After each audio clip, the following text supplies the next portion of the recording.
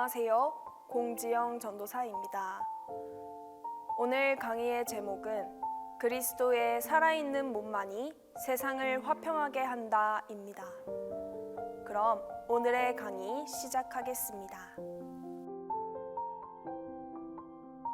기도란 그 캄캄한 욕구의 자리에서 벗어나 그리스도의 빛 가운데로 들어가는 점진적 과정입니다. 그 빛 덕분에 우리의 행동은 욕구와 두려움과 고통 대신 새로운 자유에서 비롯될 수 있습니다. 기도는 그 끈적거리고 습한 오염된 공기를 그만 들이마시고 하나님의 생기와 하나님의 대기를 호흡하는 것입니다. 우리는 그 생기로 창조되었고 그 생기 덕분에 아바 아버지라 부르짖을 수 있습니다. 기도하면 내면 깊은 곳에 이르러 그 새롭게 하시는 영을 만날 수 있고 행동의 출처도 욕구와 상처가 아니라 우리 안에 들어온 새 생명으로 바뀝니다. 그리고 그 열매는 아주 확실합니다. 바로 기쁨과 평안, 자유, 온유, 애정, 돌봄, 참으로 창조적인 대인 관계입니다. 아무리 사람들에게 주목을 받고 애정과 권력과 인기를 얻어도 그것이 곧 우리 자신은 아닙니다. 우리가 뭔가를 사랑하거나 행하거나 생각할 수 있기 오래전부터 그분이 우리를 사랑하셨습니다. 그래서 기도란 그 처음 사랑을 접하고 제대로 경험하는 것입니다. 기도는 과연 저항 행위입니다. 욕구에서 비롯된 무섭고 집요한 집착에 저항하는 것입니다. 그러므로 많은 일이 벌어지고 있고 불안과 분노와 혼란이 극심한 이때일수록 당신이 과감히 거기에 저항하며 침묵 속에 앉아 기다리고 경청하는 일이 한없이 중요합니다. 내면에 주시는 하나님의 말씀을 들어야 합니다. 시편과 예언서와 복음서의 본문을 묵상해야 합니다. 말씀이 서서히 머리에서 가슴으로 내려오게 해야 합니다. 그러면 내면에 주시는 평안의 위력을 경험할 수 있습니다. 또 저항해야 할 대상 중에는 미묘해서 놓치기 쉬운 세력도 있습니다. 나는 그 사람이 싫어. 앞으로도 좋아하지 않을 거야. 어떤 부류인지 알거든 이라고 말하면 그 순간 답이 다 정해져 버려서 생명 대신 죽음을 구하는 관계가 됩니다. 더는 믿지 않을 거야. 이 세상에 정말 달라질 것은 아무것도 없어. 나도 볼 만큼 봤으니 이제 아무 말도 하지 마. 더 나은 미래 어쩌고 하는 말은 다 감상일 뿐이야. 더는 듣고 싶지 않아. 이것은 차가운 분노입니다. 뭔가가 거기에 꽉 끼어 있어 더는 움직이지 않습니다. 그것이 죽음입니다. 우리는 매사가 아주 확실하기를 원하다 보니 불확실한 행복보다 차라리 확실한 불행을 좋아합니다. 하지만 불평거리가 없어지면 그때는 어찌할 것입니까? 그 상황에서 우리는 모든 것이 바뀌는 걸 원하지 않습니다. 우리는 무슨 일인지 내막을 알려 하고 또 계속 통제하려 합니다. 이건 이거고 저건 저거니 그대로 두자고 말하려 합니다. 하지만 우리는 삶에 자신을 내어 맡겨야 하며 정말 그렇게 믿는다면 여러분들도 저도 계속 변화를 수용해야 합니다. 그러니 뜻밖의 자리에서라도 우리는 죽음이 세력이라면 보이는 족족 거부하고 물리쳐야 합니다. 저항은 거부하고 물리치는 일로 끝나지 않으며 오히려 받아들이는 일이 더 큰 부분을 차지합니다. 가장 깊은 의미에서 저항이란 하나님이 산자의 하나님이요 생명의 하나님이심을 줄곧 선포한다는 뜻입니다. 우리가 가장 먼저 하도록 부름받은 일은 생명의 하나님과 생명을 받아들이는 것입니다. 아주 중요하게 깨달아야 할 것이 있는데 누구든지 악을 직접 공격하면 늘 악에 오염되는 경향이 있습니다.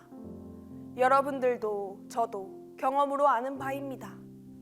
문제에 뛰어들어 대항하다 보면 어느새 우리도 자신이 대항하는 그 세력만큼이나 어두워져 있습니다. 그래서 받아들이는 일이 먼저고 물리치는 일이 부차적 요소가 되어야 합니다.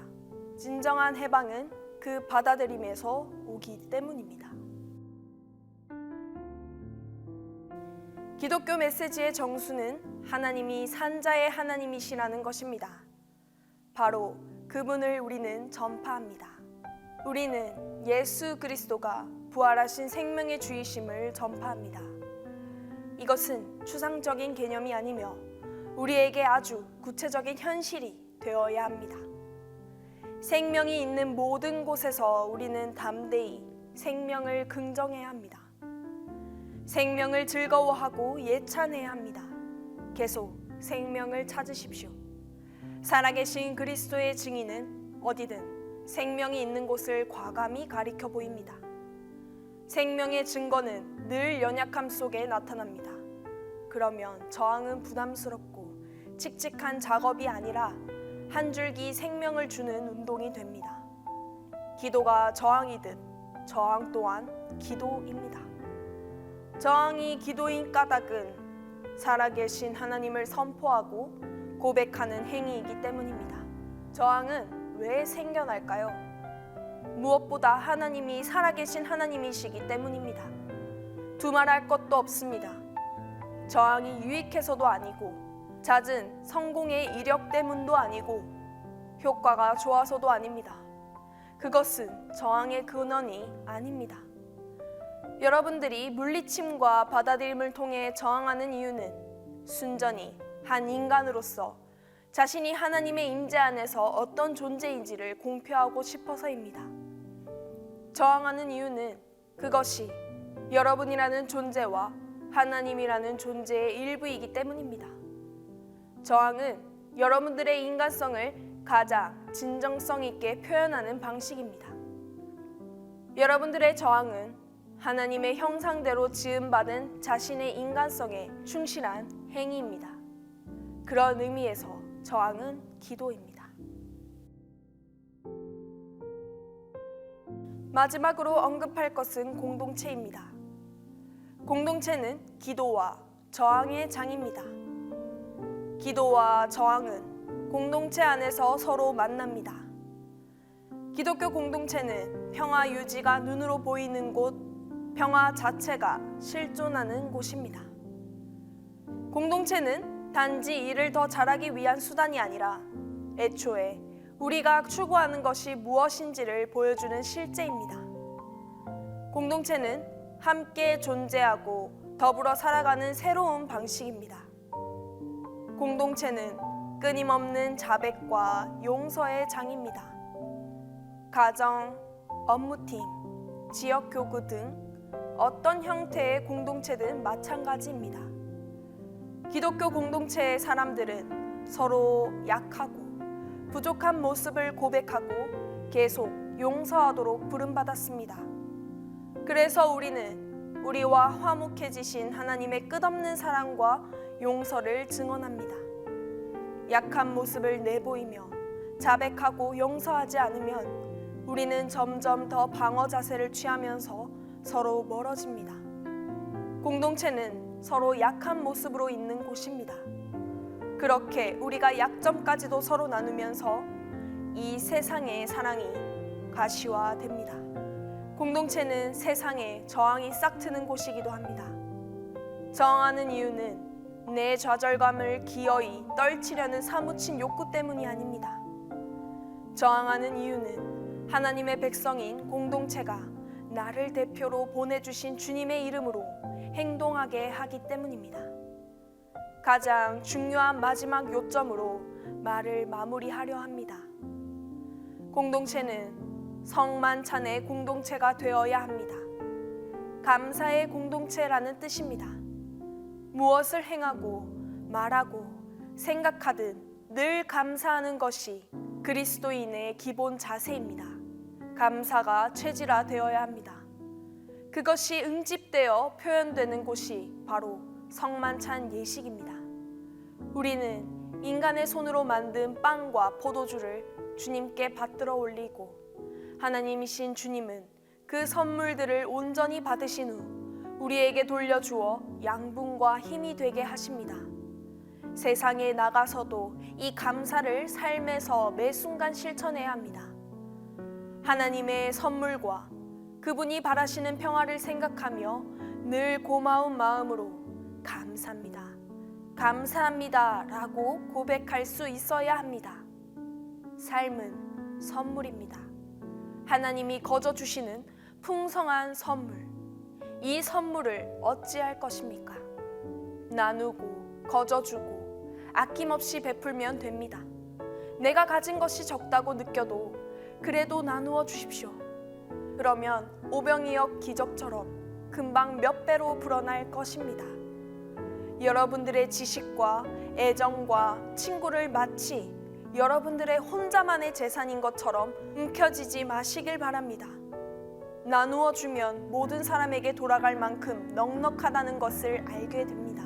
양식도, 사랑도, 지식도, 애정도 넉넉하다는 것을 알게 됩니다. 거저 나누면 몇 배로 불어나 여러분들에게로 돌아옵니다.